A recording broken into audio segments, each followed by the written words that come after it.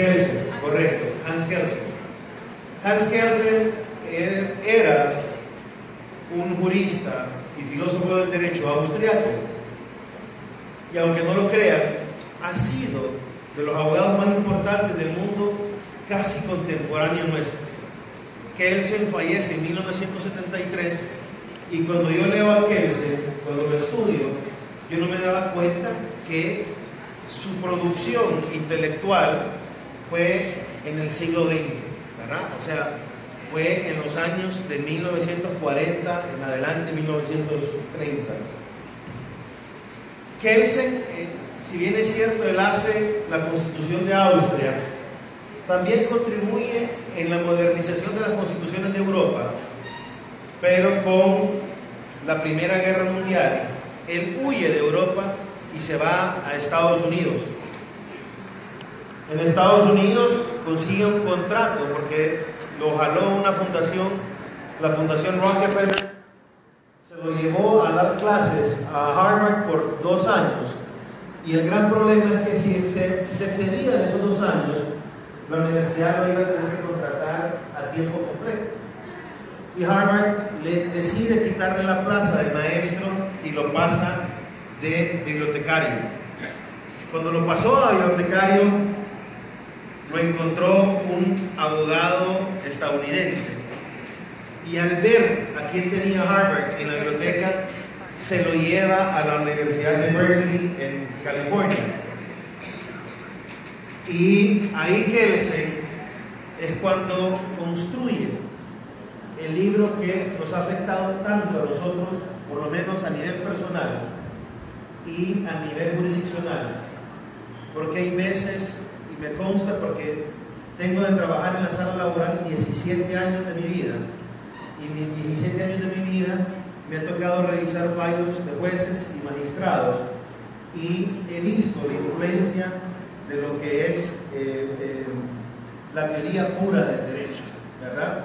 No salirse de lo que dice estrictamente la norma, sino que cumplir exactamente lo que la norma dice. Entonces, este tipo de derecho, el derecho positivo, es en contra de la tesis del derecho natural. Kelsen, cuando crea la pirámide normativa, pone a los tratados internacionales en un segundo peldaño, en un segundo escalón, y pone a la Constitución de la República por encima de cualquier norma. Curiosamente, Kelsen, después de la Segunda Guerra Mundial, después de 1945, y la creación de la ONU, de la Organización de las Naciones Unidas y de la Carta Interamericana, la menos leída y la menos famosa. La edición octava de Teoría Pura del Derecho es la que menos se conoció en la humanidad, y con ese arrepentimiento es que yo más o menos voy a abrir paso para esta exposición. Bien, al final de cuentas, no es Kelsen y no es la doctrina y no es la pirámide de Kelsen que nos va a decir a nosotros en qué orden vamos a utilizar las normas o la categoría de las normas que existen en cualquier estado de derecho. Kelsen abrió la puerta para decirnos: hay una jerarquía normativa. Antes de Kelsen no sabíamos ubicar en qué orden de importancia estaban las normas. Kelsen nos dice: sí, debe haber una pirámide normativa.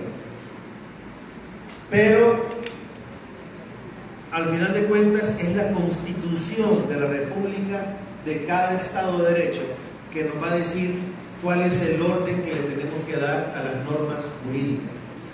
No es Kelsen, no es la jerarquía normativa, sino es que nuestra Constitución de la República. Del artículo 16 al 21, la Constitución de la República desarrolla el capítulo de tratados.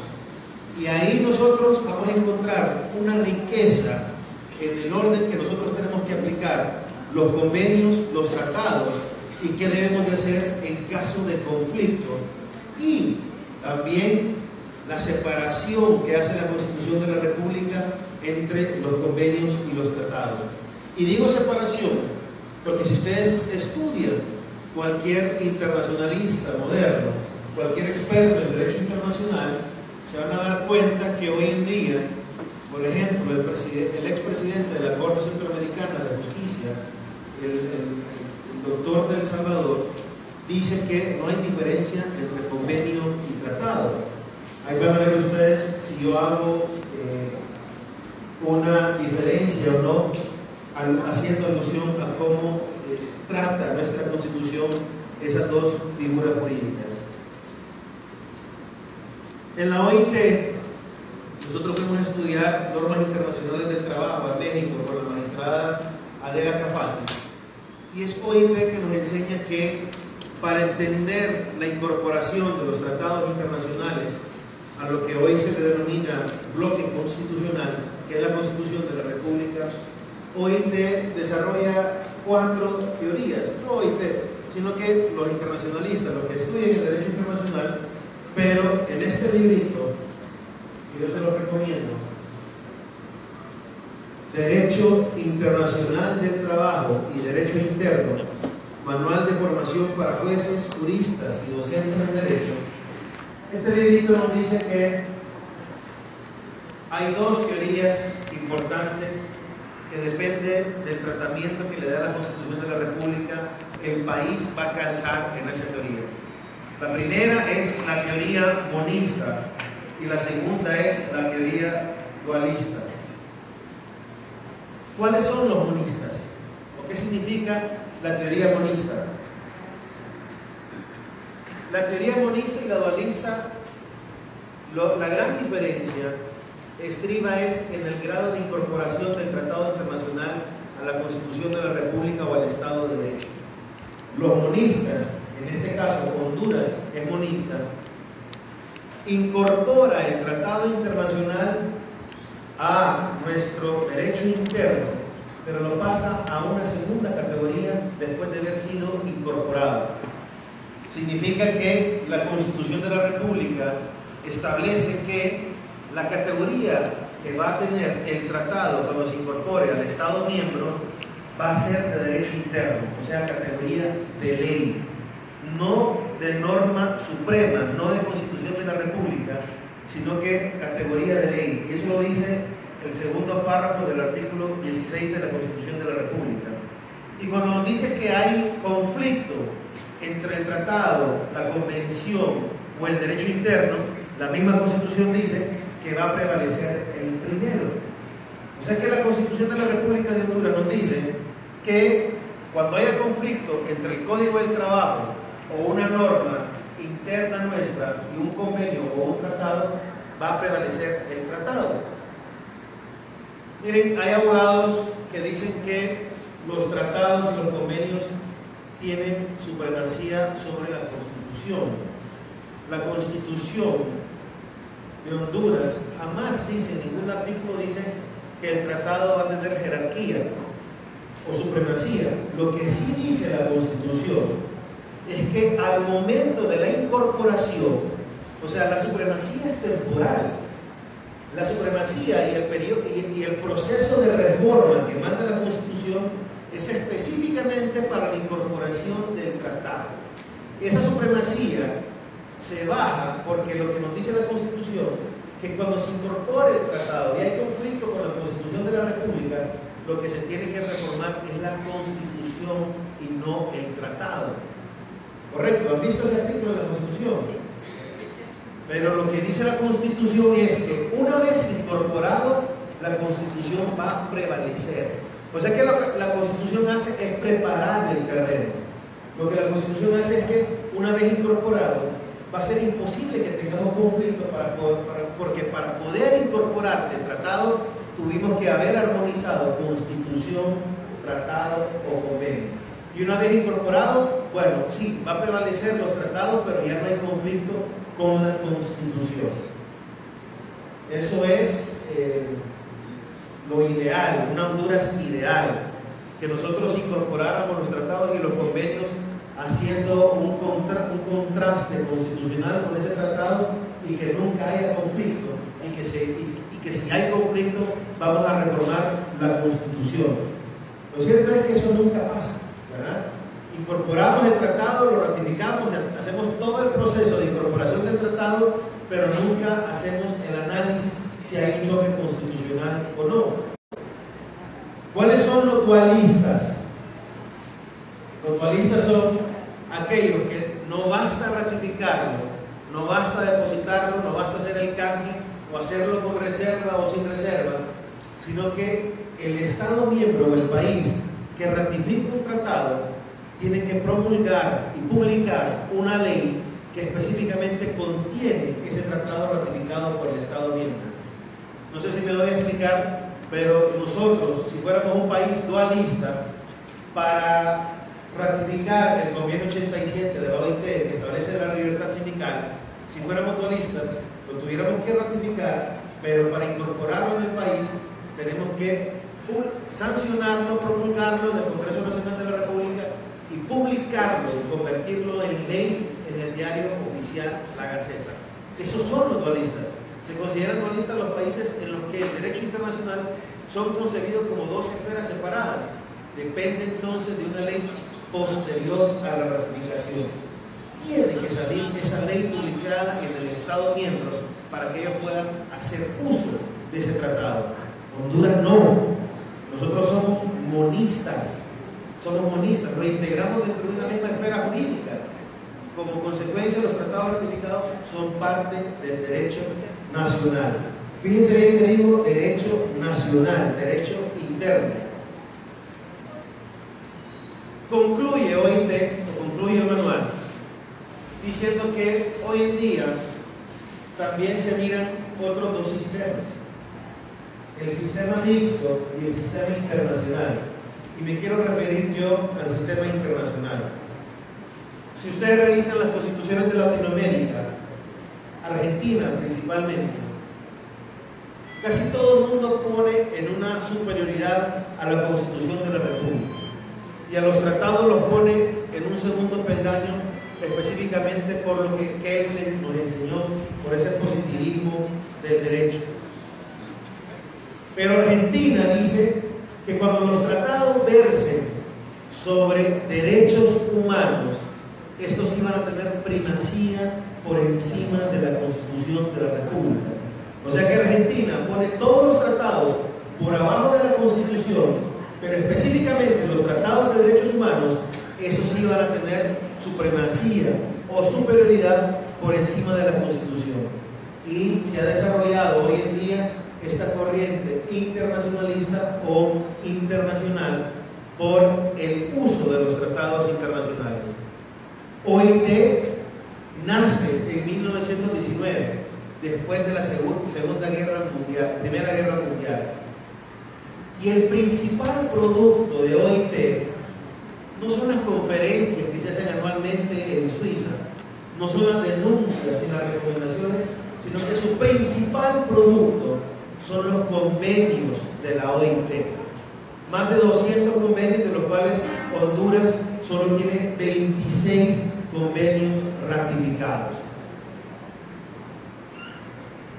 ¿Para qué podemos usar nosotros los tratados de la OIT? Bueno, número uno, ratificados, los tratados pueden resolver directamente un litigio. No se preocupen que yo les voy a mandar esa presentación a todos.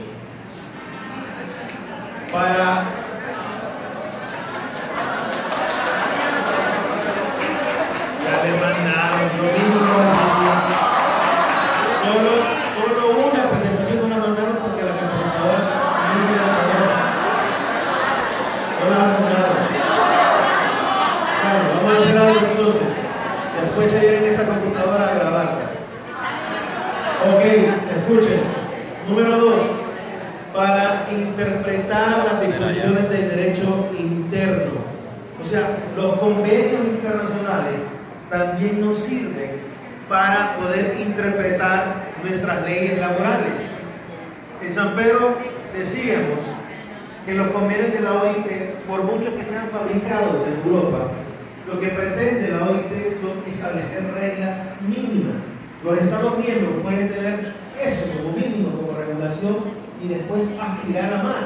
Lo que no sí lo pueden hacer los Estados miembros es tener disposiciones que vayan en detrimento de lo que la OIT establece.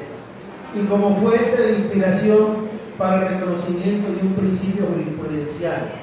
La jurisprudencia es la riqueza de una nación, no a nivel de leyes, sino que a nivel de seguridad jurídica. Y eso es lo que la jurisprudencia hace. Y para reforzar una solución fundada en el derecho nacional. Esto significa que si un juez o un magistrado quiere reforzar un fallo, perfectamente puede utilizar un convenio o una recomendación de la OIT. Déjenme tomar un poco de agua.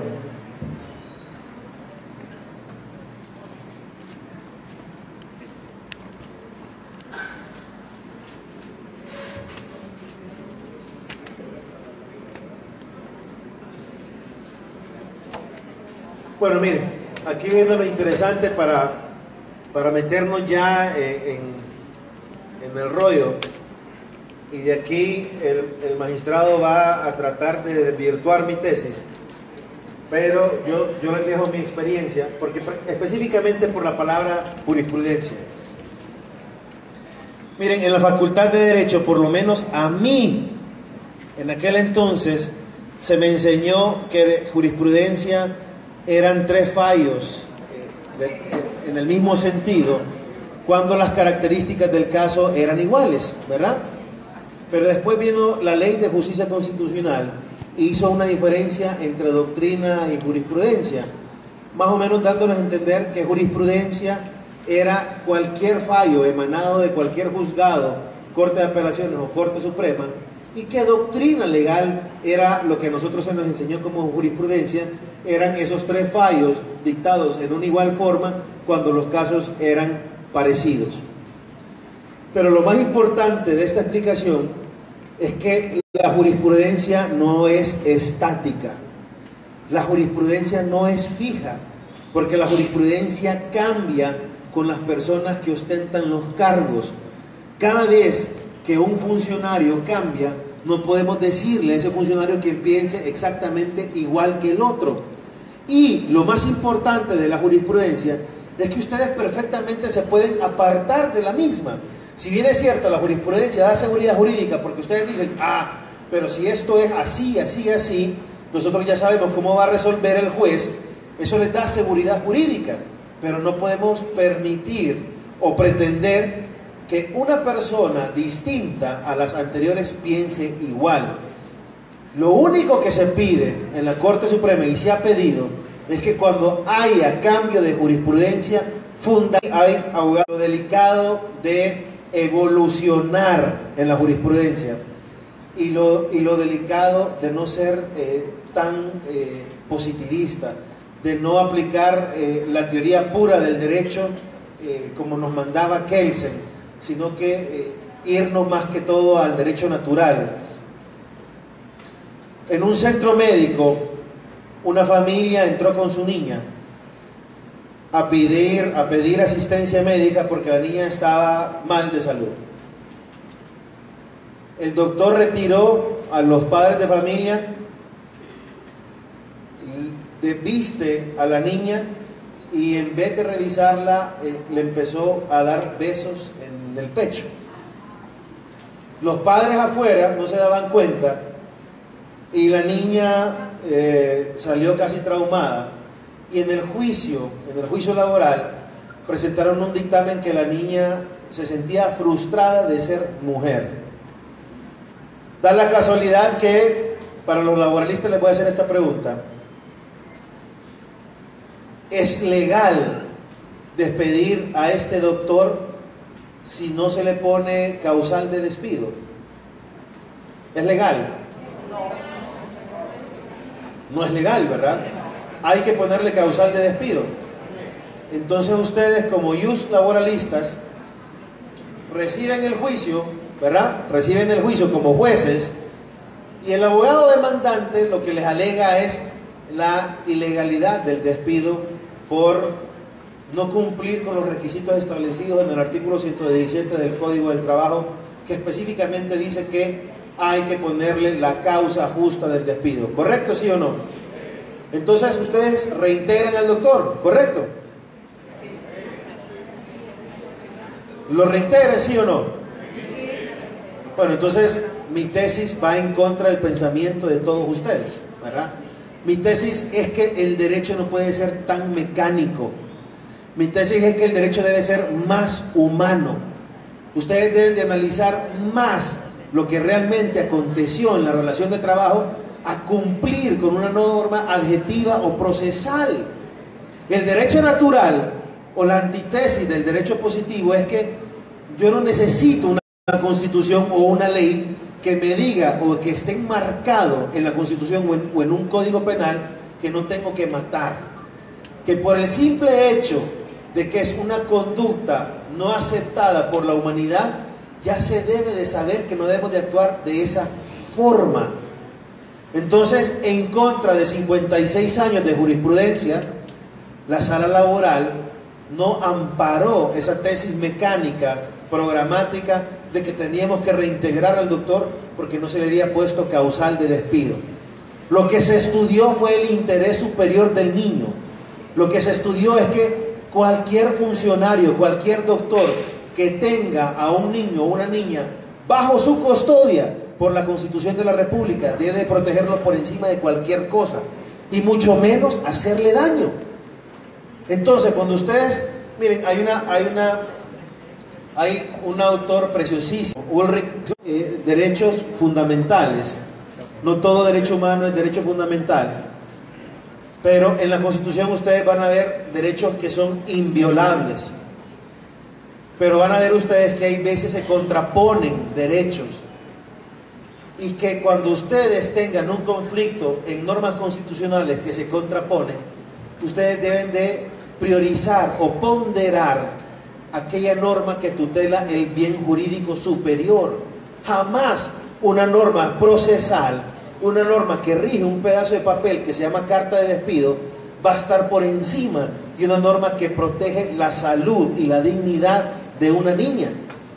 Entonces teníamos normas en conflicto y teníamos jueces que aplicaron la justicia tal y como lo manda la mecánica de la ley. Y estaban siendo legales, pero estaban siendo justos. No estaban siendo justos. Y en realidad no tenemos ninguna norma en nuestro derecho positivo que nos diga, jueces, ustedes por encima de la ley deben de ser justos. No existe eso. Lo único que tenemos es el decálogo del abogado, pero el decálogo del abogado no es ley. Pero yo lo que les puedo decir es que los jueces son seres humanos. No podemos ser tan mecánicos para aplicar el derecho. Si no, mejor pongamos robots y los robots solo se les da los casos concretos y que el robot dicte la sentencia como manda la ley. Nosotros debemos de interpretar la norma y debemos de estudiar el caso y debemos de aplicar lo que es no solo legal pero también justo. Les digo esto porque en la sala laboral pasada me pasó esto y esto fue la punta del iceberg que evoluciona la tesis de no solo utilizar tratados ratificados por Honduras con la OIT. Esa sentencia prácticamente le viene a dar un giro a 55 años de jurisprudencia y Miriam, consíguemele un bote de agua a una abogada que está tosiendo por aquí, por favor. Le viene a dar un giro lo que nosotros habíamos hecho por 55 años de historia. Miren, nosotros con el magistrado Cáceres Castellanos somos miembros de la comisión redactora del Código Procesal Laboral. El Código Procesal Laboral nace por la necesidad de flexibilizar el recurso de casación. De 2.000 recursos de casación que se presentan a la sala laboral, el 98% se desestiman por forma. El 98% se desestiman por técnica. Y si ustedes leen una sentencia de la sala laboral, difícilmente la van a entender porque pareciera que estuviéramos hablando de la tabla periódica de los elementos. No parece que estuviéramos hablando de derecho. Y un trabajador que ha perdido su trabajo y que espera de la Suprema como su última esperanza para obtener justicia, recibe una sentencia de lo más técnico posible, porque se le dice, bueno, es que la falta de aplicación no procede, porque no es un hecho controvertido y no es un hecho aceptado por las partes, y que para que proceda la falta de aplicación debe de ser de esa forma. ¿Y que va a entender un trabajador de eso? ¿Y que va a entender un trabajador que es la declaración del alcance y la impugnación? ¿Y cuántos abogados saben que es el petitum de la demanda en casación? ¿Cuántos abogados saben cuáles son todas las causales de casación? Ni nosotros mismos lo sabemos, y pretendemos que un trabajador que tal vez no ha obtenido educación profesional entienda una sentencia de la Suprema. Entonces a nosotros se nos reúne para flexibilizar el recurso de casación, y al final de cuentas trabajamos en un código procesal más moderno, pero principalmente más humano, que no se le ponga tantas barreras para que el ciudadano común acceda a la justicia. Digo esto porque los obstáculos que encuentran las partes para utilizar los tratados o los convenios internacionales de la OIT, el primero, y esto se lo digo para todos, miro a Yesenia, que también es parte de la familia judicial, y este es un consejo para todos ustedes. Miren, un buen juez, un magistrado de Corte de Apelaciones, un magistrado de la Corte Suprema, no solo es su esfuerzo personal, pero también ustedes construyen que a un buen juez y una Corte de Apelaciones y una Corte Suprema le dicte una sentencia de avanzada, le dicte una sentencia justa o una sentencia que realmente ustedes se sientan satisfechos. El insumo principal de una sentencia es la demanda, la contestación y los fundamentos de derecho. Si ustedes jamás utilizan normas internacionales, si ustedes jamás utilizan convenios, no solo de la OIT, si van a interponer demandas civiles, miren cuántos convenios internacionales hemos ratificado con la OMC, propiedad intelectual igual, derecho marítimo igual. No solo nos concentremos con nuestro derecho interno, utilicemos los convenios y los tratados internacionales, y así ustedes también van a obtener una sentencia de avanzada, pero están sirviendo para que ese juez no solo estudie el Código del Trabajo, sino que también estudie normas internacionales. Este segundo obstáculo es para los países dualistas, porque los países dualistas, la excusa que ponen para no utilizar los tratados es que no se publicó en el diario oficial La Gaceta. El tercero, las disposiciones de un tratado parecieran demasiado generales. No sé si han visto los convenios de la OIT, pero casi todos los artículos son iguales. Empiezan con unos datos tan generales y son tan pequeños. Casi todos los convenios de la OIT son de 7, 6 artículos, y los artículos finales son los torales, son los que tienen la carne y el sustento de lo que realmente nosotros queremos escuchar. Y en otros casos, el contenido del tratado es manifiestamente contrario a una disposición nacional clara y precisa. En el caso nuestro no lo es. Casi todos los tratados internacionales de la OIT o los convenios de la OIT están en armonía con el Código del Trabajo. ¿De dónde se me viene la idea o de dónde nace ese chispazo para cambiar la línea jurisprudencial en la Corte pasada? Bueno, miren, fue este librito. Este librito fue el que me arrojó una luz, y con este librito es que yo empiezo a ver al artículo 18 del Código del Trabajo de forma distinta. Dice el librito, se llama de la Declaración de la OIT relativa a los principios y derechos fundamentales en el trabajo y convenios fundamentales de la OIT. Fíjense que este librito fue creado en 1998 OIT tiene 3 NITs, así se llama, NITS, 3 NITs. Las NITs son las normas internacionales del trabajo. Tiene los convenios, tiene las recomendaciones y tiene las declaraciones. Esta es una declaración. Y miren lo que dice el artículo 2 de la OIT. El artículo 2 de la declaración dice, declara, yo creo que lo tengo ahí, pero lo voy a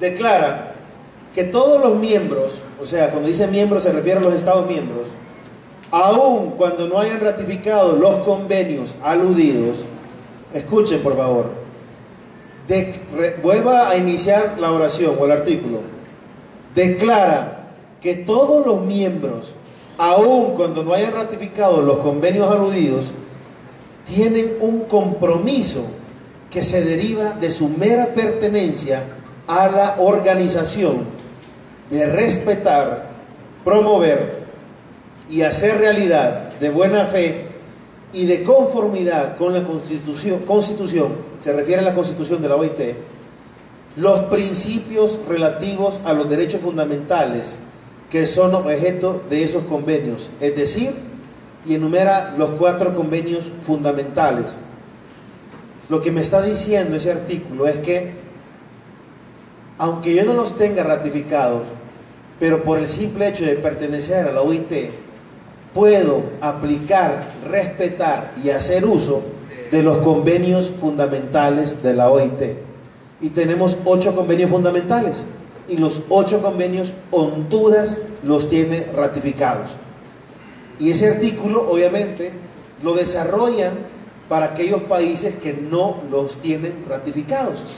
Pero nos arroja una luz y nos dice, Estados miembros, aunque ustedes no tengan ratificados los convenios, pueden hacer uso de ellos por la mera pertenencia a la OIT.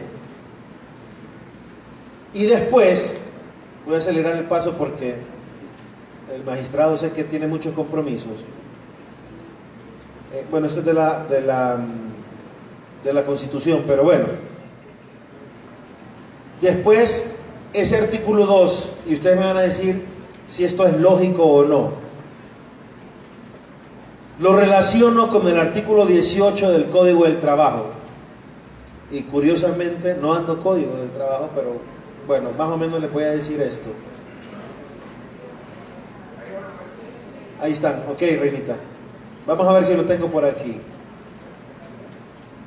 Aquí está.